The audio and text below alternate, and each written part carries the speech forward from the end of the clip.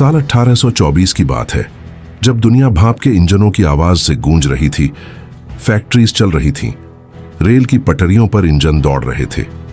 लेकिन एक सवाल हर इंजीनियर को परेशान कर रहा था। क्या कोई ऐसा इंजन बन सकता है जो हीट को पूरी तरह वर्क में बदल दे बिना किसी लॉस के? उस समय साइंस अभी भी हीट को ठीक से समझ नहीं पाया था।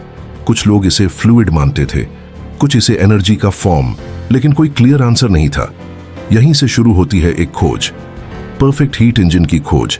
इस कहानी के केंद्र में है साडी कार्नोट, एक युवा फ्रेंच इंजीनियर जिन्होंने डिसाइड किया कि वो इस मिस्ट्री को सॉल्व करेंगे। कार्नोट ने सोचा, अगर हम एक आइडियल इंजन इमेजिन करें जो पूरी तरह रिवर्सिबल हो, तो उसकी मैक्सिमम एफिशिएंसी क्या होगी।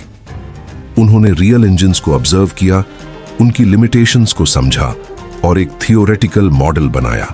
उन्होंने एक साइकिल प्रपोज किया जिसे आज कार्नोट साइकिल कहा जाता है। इस साइकिल में हीट दो रिजर्वॉयर्स के बीच फ्लो करती है, एक हॉट सोर्स और एक कोल्ड सिंक, और इसी फ्लो से वर्क जनरेट होता है। फिर आया वो ब्रेक थ्रू मोमेंट। कार्नोट ने रियलाइज किया कि इंजन की एफिशिएंसी सिर्फ दो चीजों पर डिपेंड करती है, हॉट सोर्स का टेम्परेचर और कोल्ड सिंक का टेम्परेचर, ना कि इंजन के डिजाइन पर। यह एक रेवोल्यूशनरी आइडिया था। साल 1824 कार्नोट ने अपनी फेमस बुक पब्लिश की, लेकिन उस समय उनके वर्क को ज्यादा रिकॉग्निशन नहीं मिला। फिर साल 1850 के दशक में रूडोल्फ क्लॉजियस ने कार्नोट के आइडियाज को आगे बढ़ाया और एंट्रोपी का कॉन्सेप्ट इंट्रोड्यूस किया। फिर लॉर्ड केल्विन ने टेम्परेचर स्केल डेवलप किया और कार्नोट प्रिंसिपल को मॉडर्न थर्मोडायनामिक्स का फाउंडेशन बना दिया। यह इन्वेंशन फ्रांस में शुरू हुआ, लेकिन जर्मनी और ब्रिटेन के साइंटिस्ट्स ने इसे कंप्लीट किया। यह एक ग्लोबल साइंटिफिक जर्नी बन गई। अब इसे सिंपल तरीके से समझते हैं। मान लो आपके पास एक वाटरफॉल है, ऊपर से नीचे गिरता पानी अपनी एनर्जी से टरबाइन घुमाता है।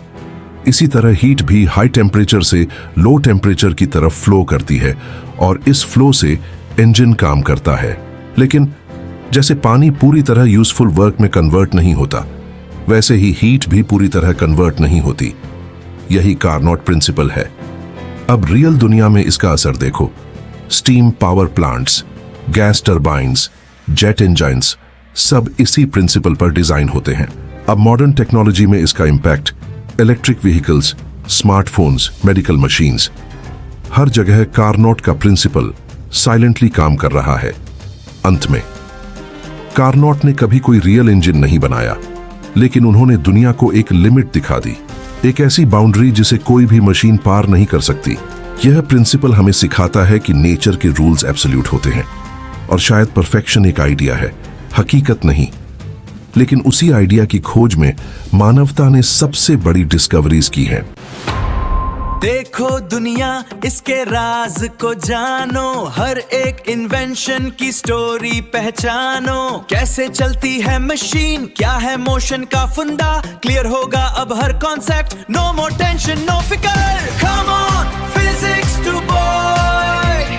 नॉलेज की दुनिया में a new discovery, physics to boy. Let's unravel the mystery.